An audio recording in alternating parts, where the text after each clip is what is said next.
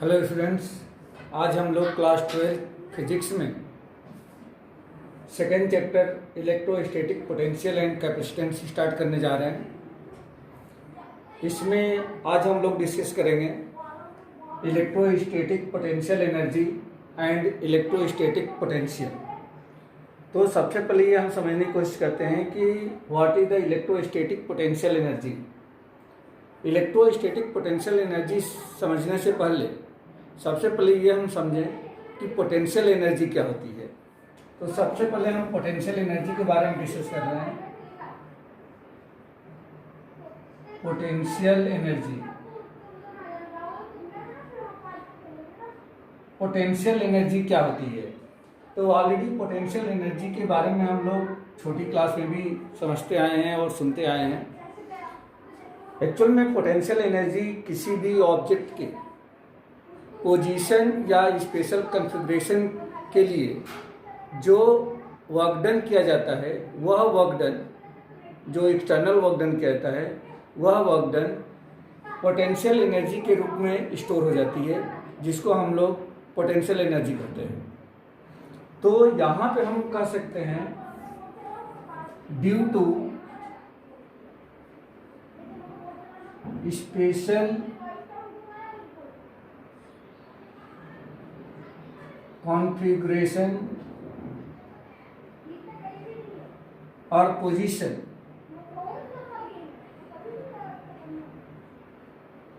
of any object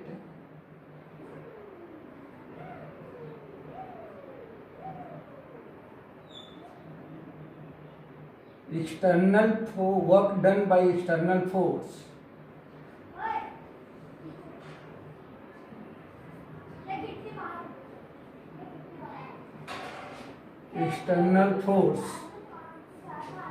on that object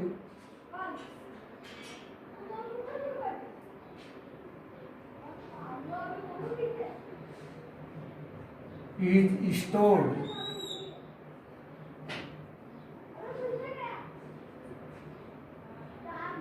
in the form of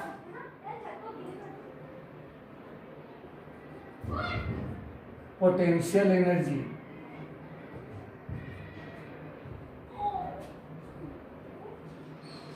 in that object।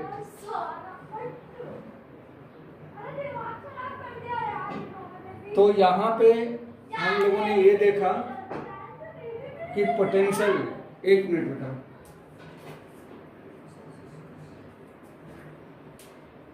यहाँ पे हम लोगों ने देखा कि यदि किसी ऑब्जेक्ट को किसी स्पेशल पोजीशन या कॉन्फ़िगरेशन में रखने के लिए जो एक्सटर्नल फोर्स के द्वारा जो वर्क डन किया जाता है, वह वर्क डन ही उस ऑब्जेक्ट में पोटेंशियल एनर्जी के रूप में स्टोर हो जाती है।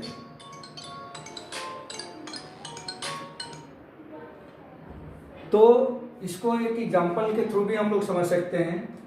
जैसे मान लीजिए कि कोई ये ऑब्जेक्ट है जो कि ग्राउंड पे है, ये ग्राउंड पे है और इस ग्राउंड से एच हाइट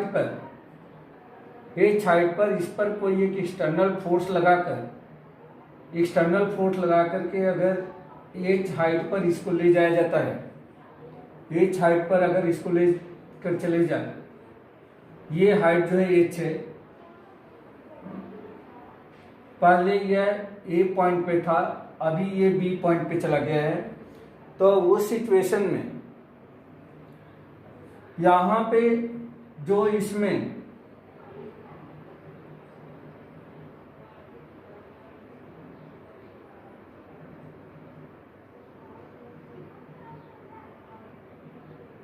जो यहाँ पे एक्सटर्नल फोर्स अप्लाई किया जा रहा था, एक्सटर्नल फोर्स, वह फोर्स mg के बराबर होगा, क्योंकि यहाँ पे इसका मास m है और acceleration due to gravity g है। इस पर यह फोर्स अप्लाई किया गया और h हाइट पर इसको डिस्प्लेस कर दिया गया है। तो बट नेचुरल है कि यहाँ पे जो इस बॉल को यहाँ से यहाँ तक ले जाने में टोटल वर्क डन होगा ए बी, वह इक्वल हो जाएगा external force F E into displacement और डिस्प्लेसमेंट एच हुआ है। तो इसको एक तरीके से हम लोग ये लिख सकते हैं कि डब्ल्यू ए बी जो होगा वह एम जी एच के इक्वल हो जाएगा, यानी कि टोटल जो वर्क डन होगा एम जी एच के इक्वल होगा।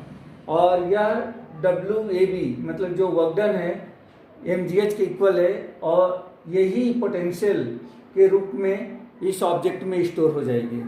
ठीक है, तो यहाँ पे हम लोग ये देख सकते हैं कि U यहाँ पे जो U था, U A पर यह अगर जीरो हो जाए तो उस सिचुएशन में W A B equal to M G H के इक्वल है, जो वर्क डन इनके पोटेंशियल एनर्जी के डिफरेंस के इक्वल होगा, means U B minus U A के इक्वल होगा।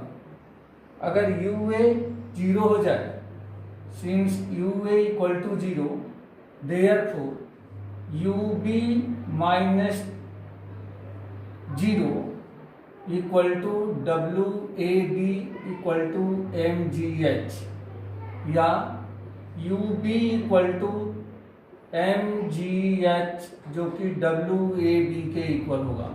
मीन्स यदि किसी ऑब्जेक्ट को ए से बी तक ले जाया जाए जिसपे कुछ एक्सटर्नल फोर्स के द्वारा वर्क किया जाए, तो उसमें जो स्टोर्ड एनर्जी होगी वह you B minus U A के इक्वल होगी। मीन्स जो यहाँ पे पोटेंशियल डिफरेंस पोटेंशियल एनर्जी का जो डिफरेंस होगा उसके इक्वल होगी। लेकिन अगर इनिशियल पोजीशन पर पोटेंशियल एनर्जी को हम जीरो मान लेते हैं, तो उस ऑब्जेक्ट को इनिशियल से फाइनल पोजीशन तक ले जाने में जितना भी वर्क डन किया जाएगा या जो पोटेंशियल एनर्जी होगी वह उस फाइनल पोजीशन पर उस ऑब्जेक्ट की पोटेंशियल एनर्जी के इक्वल होगी। ठीक है, अब इसी की हेल्प से हम लोग इलेक्ट्रोस्टैटिक पोटेंशियल एनर्जी के बारे में डिस्कस करेंगे कि इलेक्ट्रोस्टैटिक पोटेंशियल एनर्जी क्या होती है।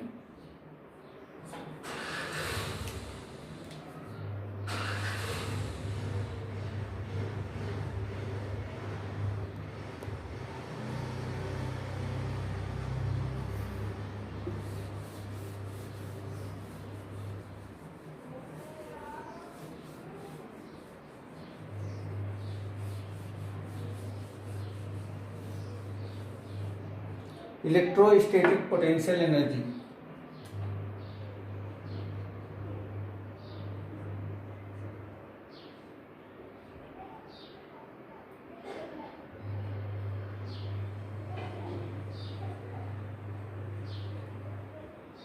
इलेक्ट्रोस्टैटिक पोटेंशियल एनर्जी क्या होती है, इसका डेरिवेशन या इसका फार्मूला हम लोग कैसे फाइंड आउट कर सकते हैं।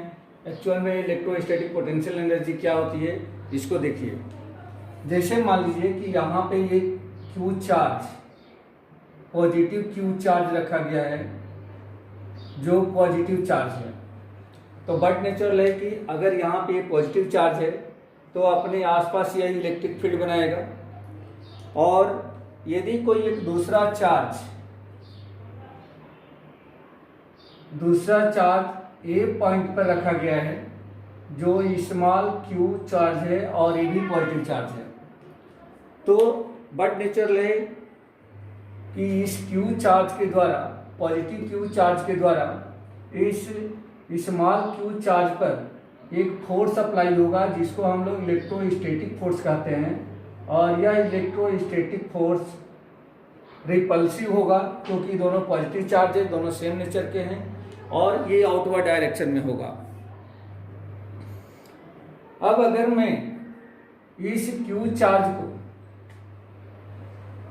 थोड़ा सा डिस्प्लेस करके मैं इससे पॉजिटिव क्यू चार्ज की तरफ अगर लाने की कोशिश करूं, तो इस पर एक एक्सटर्नल एक फोर्स अप्लाई करना पड़ेगा। और अगर ये डिस्प्लेसमेंट डी आर के इक्वल है, तो यहाँ पे इस पर जो एक्सटर्नल फोर्स होगा वो external force just electrostatic force के अपोजिट डायरेक्शन में होगा और मैग्नीट्यूड में ये एक्सटर्नल फोर्स इस इलेक्ट्रोस्टैटिक फोर्स के अप्रॉक्सीमेट इक्वल होगा, ऑलमोस्ट इक्वल होगा। तो यहाँ पे लिख सकते हैं सिंस एफ एक्सटर्नल फोर्स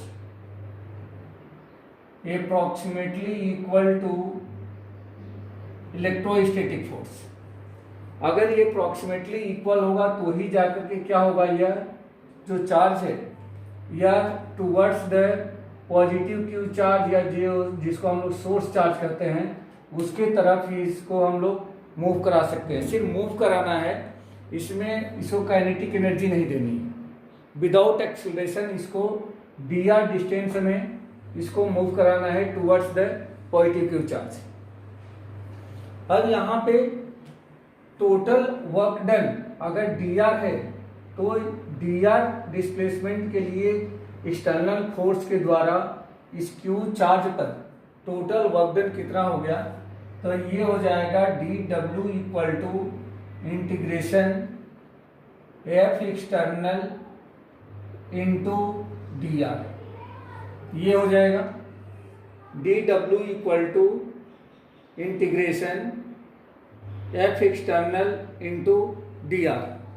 ये हमें वर्क डन यहाँ से मिल जाएगा, सॉरी यहाँ से सिर्फ अगर हमें dr के लिए निकालना है तो यह इंटीग्रेशन नहीं आएगा, dw equal to force into displacement F external into dr मिलेगा।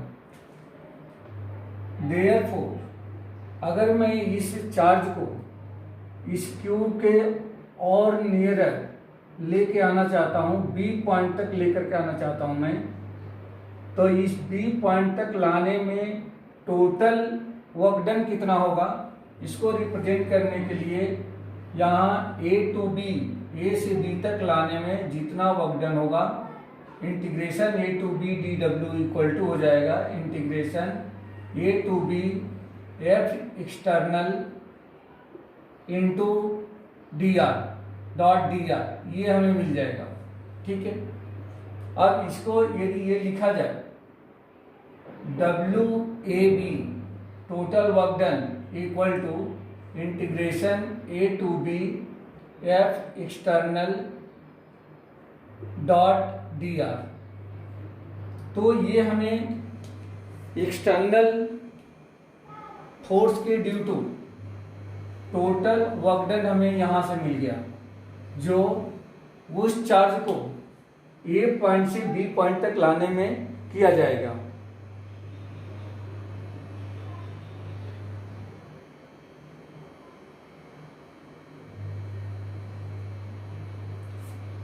अब ये टोटल जो वर्क डन है, since total work done when Q charge bring from A to B, तो ये होगा पोटेंशियल एनर्जी के डिफरेंस के इक्वल, मीन्स ये हो जाएगा you B minus U A के इक्वल हो जाएगा, यू बी माइनस यू ए।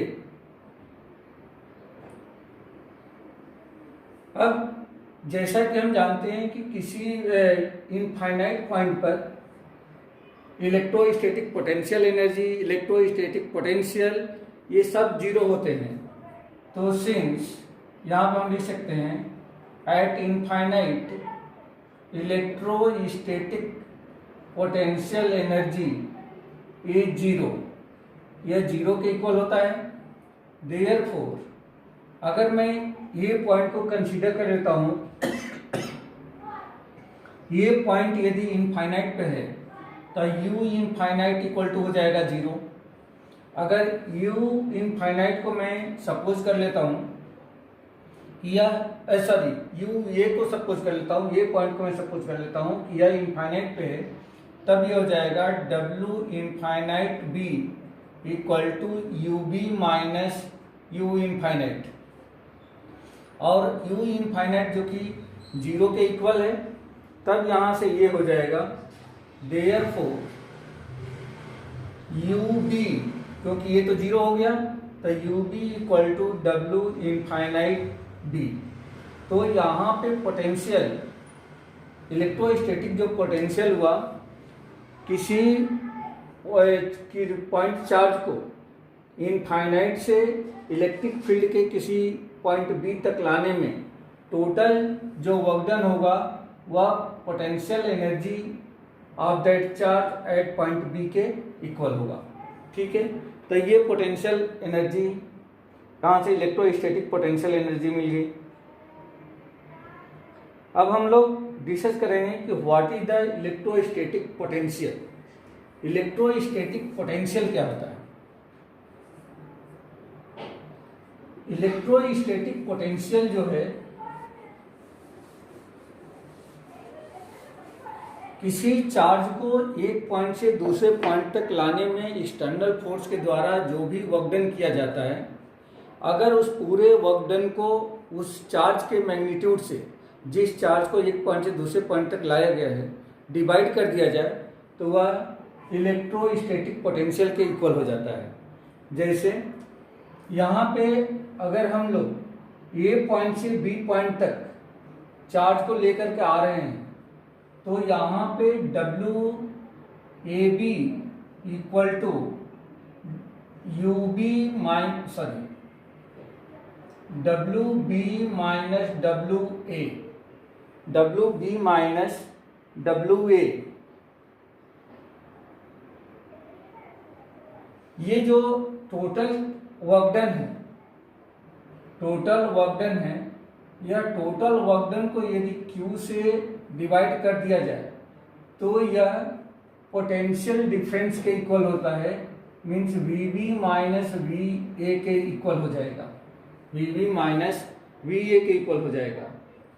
और अगर हम मान लेते हैं कि यह जो ये पॉइंट है, अगर इस पॉइंट को Q चार्ज से अगर इनफाइनाइट डिस्टेंस पर शिफ्ट कर दिया जाता है, means let A tends to infinite, तो देयरफॉर VA इक्वल टू कितना हो जाएगा, VA इक्वल टू हो जाएगा V इनफाइनाइट जो कि 0 के बराबर होता है। देयरफॉर अब यहाँ से हम लोग लिख सकते हैं WAB, W इनफाइनाइट B अपान में Q इक्वल टू VB, ये इसके इक्वल हो जाएगा। मीन्स यहाँ पे हम लोग देख सकते हैं कि इलेक्ट्रोस्टैटिक जो पोटेंशियल है वह इलेक्ट्रोस्टैटिक पोटेंशियल उस चार्ज को इनफाइनाइट से बी तक लाने में टोटल जितना, बी मीन्स फाइनल पोजीशन तक लाने में टोटल जितना वर्क डन किया जाएगा, उस वर्क डन को उस चार्ज के मैग्नीट्यूड से डिवाइड कर दिया जाए तो उस पॉइंट पर हमें इलेक्ट्रोस्टैटिक पोटेंशियल मिल जाएगा जो VB के इक्वल होगा। इसको भी आप रिमेंबर रख सकते हैं, ये WAB upon Q equal to VB minus VA।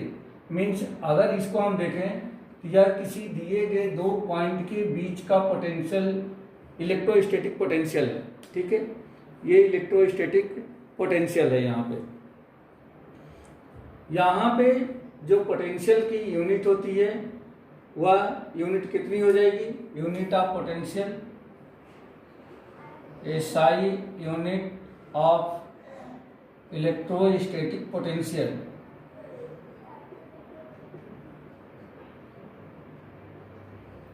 Is क्या हो जाएगा, टोटल वर्क डन अपान में चार्ज, मीन्स ऊपर हो गया न्यूटन और नीचे क्या हो गया चार्ज है तो कूलम, न्यूटन अपान कूलम और न्यूटन पर कूलम हो जाएगा। या इसकी दूसरी SI यूनिट होती है वोल्ट, जिसको हम लोग कैपिटल B से रिप्रेजेंट करते हैं। ठीक है, तो ये इसकी SI यूनिट हो गई। तो यहाँ पे हम लोग देख सकते हैं कि 1 volt electrostatic potential equal to कितना हो जाएगा, 1 न्यूटन अपान 1 कूलम। तो स्टूडेंट्स, आज हम लोगों ने इस वीडियो में electrostatic potential energy and electrostatic potential के बारे में डिस्कस किया। उम्मीद है आप लोगों को ये अच्छा लगा होगा। नेक्स्ट वीडियो में हम लोग इसके आगे के टॉपिक को डिस्कस करेंगे। Okay, thank you.